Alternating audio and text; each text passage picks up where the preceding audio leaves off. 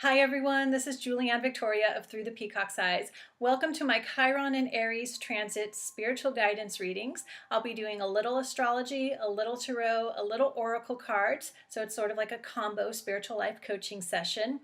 Of course, these are general readings, and how they more specifically affect you, play out in your lives, will depend on your own personal natal chart. If you're interested in a personal spiritual life coaching session, either as a combo reading or just astrology or just tarot, you can go to my website, peacockseyes.com, and click the Empress card on the right-hand side, or you can go to the description box below and click the direct link to my business site. Thank you for stopping by and tuning in. Thank you for subscribing, and I hope you enjoy your reading. Hi Libra, this is Julianne Victoria of Through the Peacock's Eyes. Welcome to your Chiron and Aries combo spiritual guidance reading. A little astrology, a little tarot, a little oracle cards. So Chiron is transiting Aries, your 7th house of relationships, and Chiron, the wounded healer, of course, will trigger healing in this area of your life. He will be in Aries until June 2026, so he entered here in April 2018, with a brief retrograde back into Pisces, September 2018 to February 2019. So he's, for the most part, in your 7th house for the next 7-8 years. Okay, so of course, this is going to trigger healing in your relationships, your closest relationships. 7th house is a house of your partner, your spouse, could be business partners, very close friends, anyone you're in very close relationship with, one-on-one relationship. 7th house is the house of the other, so this could trigger healing in how you see others in general. And I also want to say, in your expectations on the other that you relate with. That's interesting. 7th house reflects the 1st house, so the individual is always involved in the relationships. Okay, well, let's see what guidance we get from the tarot, from God, Spirit, the universe, for this Chiron and Aries transit for you, Libra. Okay, just slowly cut the deck, and that is because it is a round deck, and it's called the Circle of Life Tarot. Okay, so I'm doing 3 cards for this tarot portion. All right.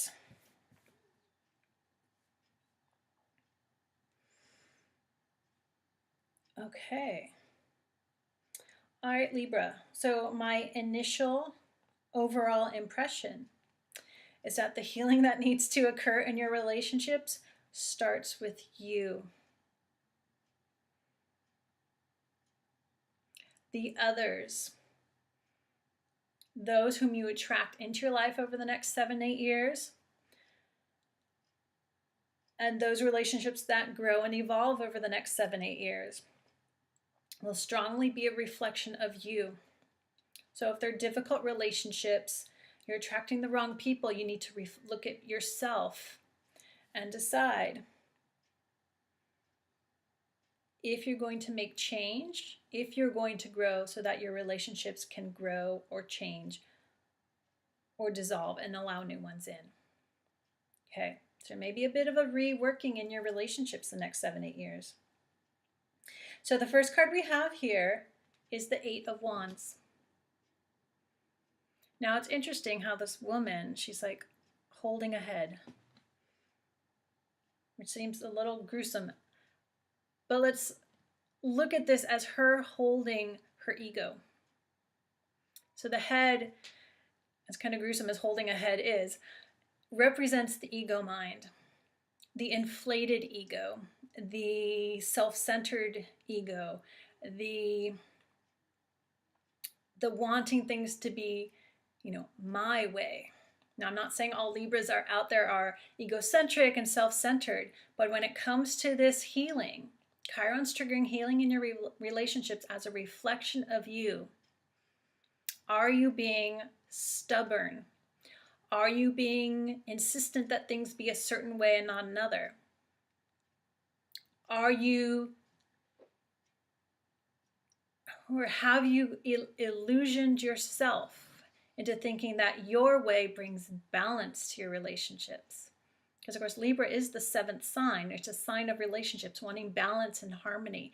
But I strongly feel like the message here is you reflecting upon yourself and seeing if your view, your head, your ego is seeing things imbalanced. So your idea of how to bring balance and harmony is actually not balanced. Does that make sense? I hope I'm making sense here. Now, Eight of Wands is a card of swiftness and things moving quickly, but it's also about messages. And again, the woman holding the head, holding the ego mind. You need to look at your own mind. Maybe write things down, journal things out. You know, if you have a challenging relationship right now, or you're looking to bring in that partnership relationship, write down your list. And are there things that you're stubborn on? Because I always get stubborn energy with, you know, with the mind, with the ego. Are you being stubborn about things? Like things have to be this way for there to be harmony in my relationships. Do they really? Or why do you feel that? So a lot of evaluation into your own mind. And as you do that, I see writing's going to be important here. You're an air sign, so that should actually be exciting for you to do. Journal it out, look at it, look at the list, and as you realize, you know what?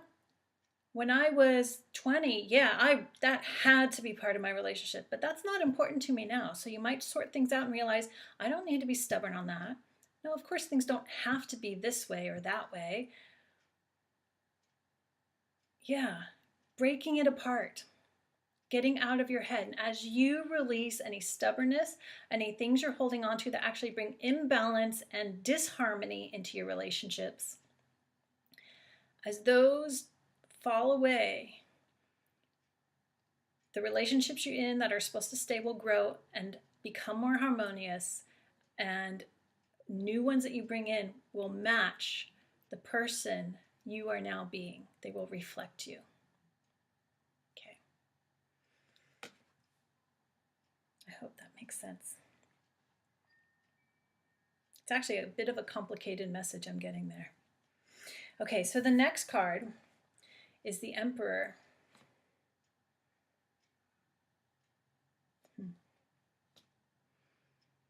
So the Emperor is the individual in charge.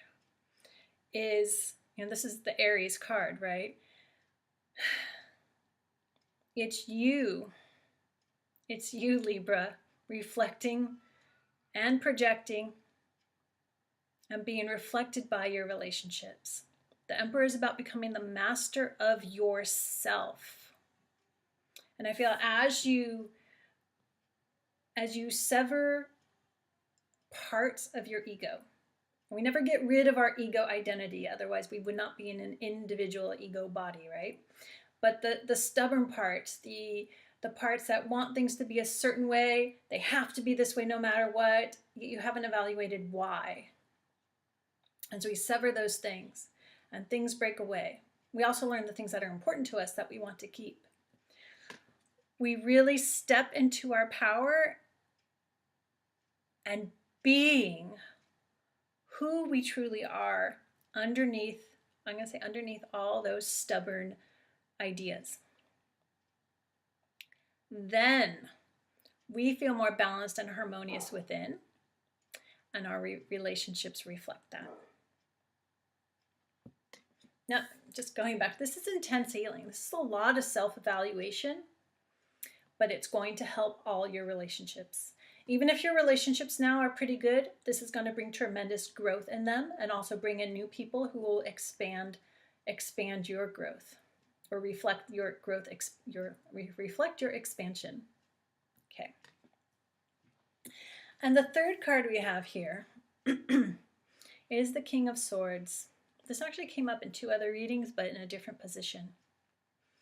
King of Swords, king of the mind, master of his thoughts, master of his ideas.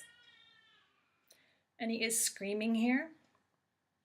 But I'm getting a totally different energy for you with the screaming. It's almost like it's with this Emperor energy. It's like, yeah, I did it. I've stepped into my power. I know my own true thoughts, not old ones I'm holding on to, things I'm being stubborn about, maybe ways I want to be controlling my relationship so I can control and make them balanced and harmonious, even though that doesn't. This is like, yeah, I did it. It's very victorious energy with these two cards here. They're definitely playing together for me. But this is the challenge of the Chiron and Aries healing. You need to evaluate yourself, your role in your relationships. Are you being stubborn? Are you being controlling? Are you just illusioned on what you think is balance and harmony in the relationship? And that may be because of past relationships. That may have been true in the past, but it's not now.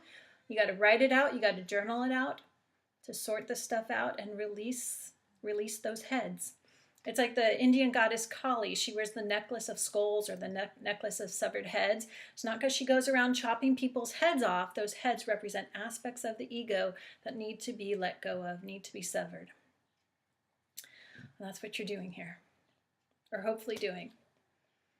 And as I pointed out, this may not last the whole 7-8 years. This may be a process for some at the beginning of the cycle, in the middle, at the end, or different points in between. That's all going to depend on your own personal natal chart.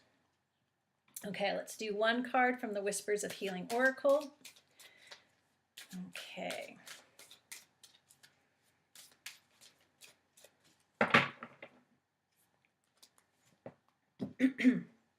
Hidden blessings. There are hidden blessings in this self-evaluation process. And the blessings will likely play out in your relationships. And especially for those Libras who have been wanting, that partner in life or that best friend or that right business partner, this is going to help tremendously. So I'm going to read that section from the book. It's number 28. Okay. All right. There is a gift in every adversity. Your love, intentions, prayers, good wishes, and realizations are held in the consciousness of the universe. This energy circulates around you and may act as a source of comfort to you. Additionally, it may show up as nourishment, wisdom, and teachings. You may draw on this energy whenever you are in need. This card brings the important reminder that you are not alone. Whether you need encouragement, support, or wisdom, you can draw on the teachings of others. Adjust yourself through the frequency of their messages. The greatest blessings are the ones that are hidden within you. Your love and your heart will continue to grow until you attain happiness, healing, love, and enlightenment. This card expresses peace, calm, and trust through the color blue. This signifies a friend showing up in the time of need. Every situation has a gift. Even in the darkest hours, there is a blessing. It may not yet be in your awareness, but it is there. The maiden peers into the scene that is blossoming within a rose. Hold that close for a second. There you go. Fairies of all shapes and sizes rush to her aid. Although the card is very dark, there is light emanating from everything. There is hope, light, and help coming to you from all corners of your world. I feel that hope is the growing, the expanding, the healing, and the new relationships coming in as you grow and expand and heal. All right, Libra. Good luck on your healing journey over the next 8 years. It definitely feels like it comes out very triumphantly for you. All right, thank you for stopping by. Subscribe to support my channel, and I hope to see you back here soon.